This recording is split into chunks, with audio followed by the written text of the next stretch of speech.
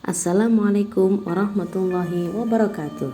Saya Syitaul Umaha, calon guru penggerak angkatan 9 dari UPT SI Negeri Pojok 3, Kecamatan Garung, Kabupaten Blitar, Provinsi Jawa Timur.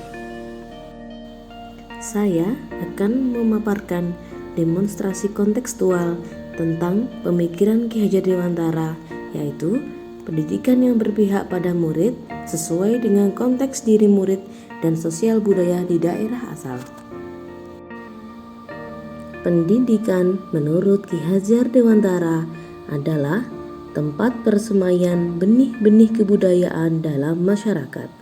Ki Hajar Dewantara memiliki keyakinan bahwa untuk menciptakan manusia Indonesia yang beradab, maka pendidikan menjadi salah satu kunci utama untuk mencapainya. Pendidikan dapat menjadi ruang berlatih dan bertumbuhnya nilai-nilai kemanusiaan yang dapat diteruskan atau diwariskan. Sehingga Ki Hajar Dewantara mengemukakan tujuan pendidikan, yaitu untuk menuntun segala kodrat yang ada pada anak-anak agar mereka dapat mencapai keselamatan dan kebahagiaan yang setinggi-tingginya, baik sebagai manusia maupun sebagai anggota masyarakat. Untuk mencapai tujuan pendidikan tersebut, seorang pendidik harus bisa menuntun.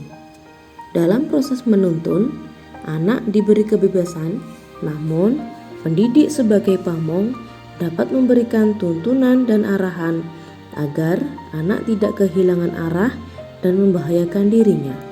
Seorang pamong dapat memberikan tuntunan agar anak dapat menemukan kemerdekaan dalam belajar.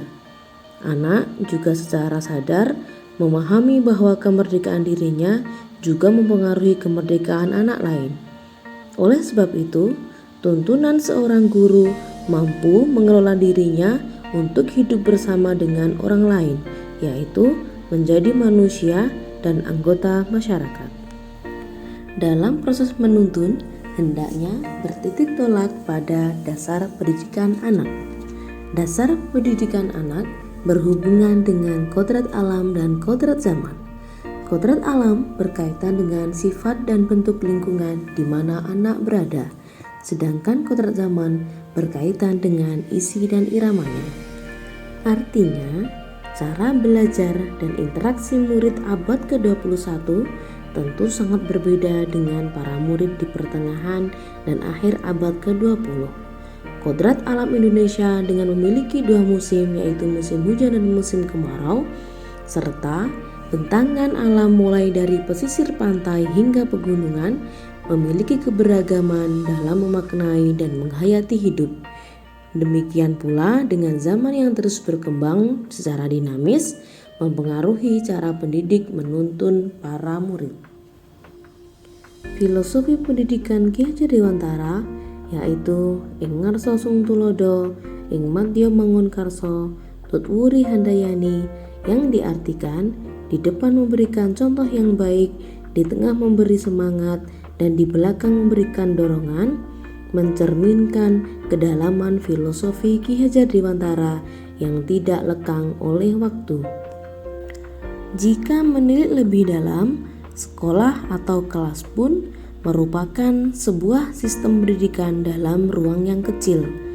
Kondisi dan permasalahan tiap kelas pasti berbeda-beda, tiap sekolah juga berbeda-beda, apalagi tiap daerah yang memiliki dasar budaya yang jelas berbeda seperti yang ada di Indonesia. Sistem pendidikan di ruang kelas akan terlaksana secara efektif apabila kita memperhatikan asas trikon yang digagas oleh Ki Hajar Dewantara. Asas trikon ini menjadi prinsip perubahan yang dapat kita lakukan untuk mewujudkan transformasi pendidikan. Asas trikon sendiri terdiri dari 3 asas utama, yaitu kontinuitas, konvergensi, dan konsentris. Yang pertama, kontinuitas, yaitu pengembangan pendidikan yang harus dilaksanakan secara terus-menerus dan berkesinambungan.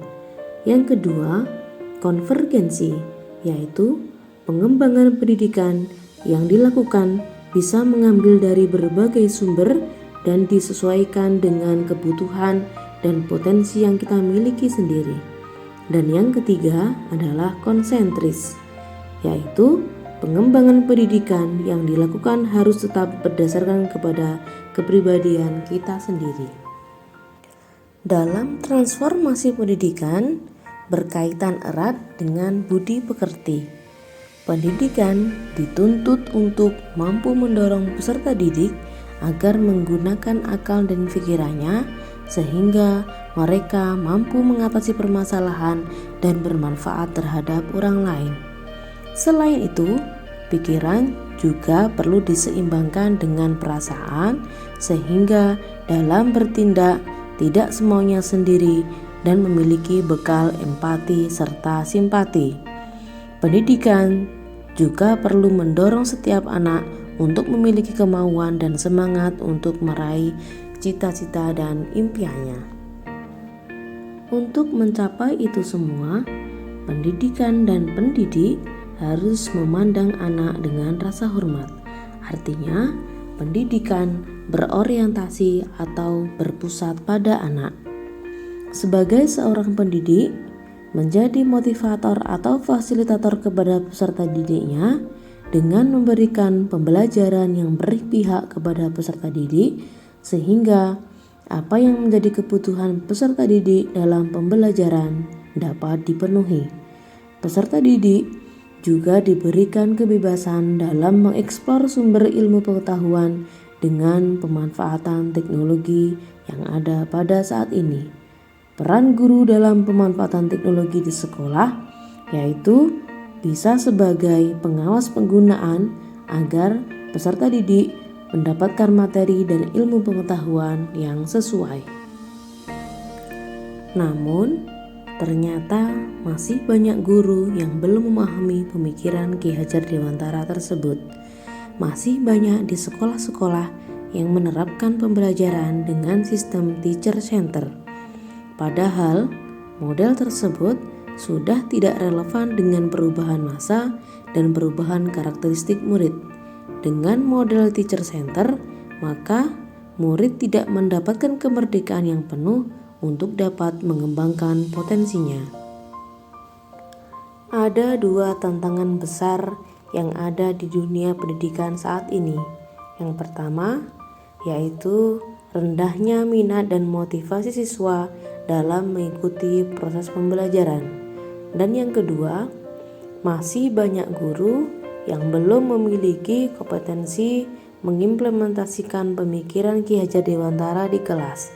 Artinya, guru belum sepenuhnya melaksanakan pembelajaran yang berpusat pada peserta didik. Untuk menjawab tantangan-tantangan itu semua, marilah kita sebagai seorang pendidik untuk selalu berefleksi. Mari kita gunakan model atau metode pembelajaran yang menyenangkan dan berpusat pada peserta didik. Selain itu, kita harus selalu meningkatkan kompetensi yang kita miliki, baik kompetensi kepribadian, sosial, pedagogik maupun profesional. Dan yang tidak kalah pentingnya, kita juga harus selalu menjadi suri tauladan yang baik bagi peserta didik kita dengan mengajak mereka untuk melaksanakan pembiasaan-pembiasaan yang dapat mengembangkan karakter peserta didik.